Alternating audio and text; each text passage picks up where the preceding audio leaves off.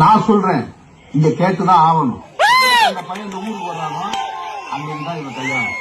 அந்த கிட்டான் தான் இவன் மாப்பிள்ள. இந்த வீடுதான் ஏட்டி பூட்டி பண்ணலாம்னு நினைச்ச, கட்டி தொங்க விட்டு தோலை உடிச்சிருப்பாரு. வீட்டு பிள்ளைய மதிச்சு பரவாயில்ல.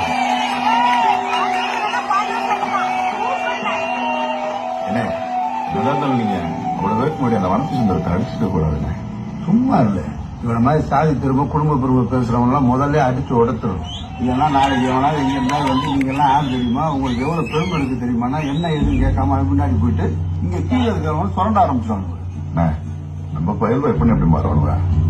மாறுவானுடைய இப்பவே நான் ஏன் கத்தி எடுத்தேன்றது இங்க பாதி பேரும் மறந்துட்டானுங்க. மேலையும் கிடையாது கீழே கிடையாதுன்னு சொல்லி எல்லாரும் சமம்தான் சண்டை போட ஆரம்பிச்சோம். அதையும் எல்லாரும் நைசா மறந்துட்டாங்க. இன்னைக்கு நம்ம உரிமைக்குன்னு போற சண்டை கூட நாளைக்கு இழிவுன்னு சொல்லுவானுங்க பேருல. இல்லைன்னா ஒன்னா பேசி விளாண்ட பேர்ல இப்படி பிச்சைக்காரன் சொல்ற புத்தி ஒண்ணு இருக்குமா?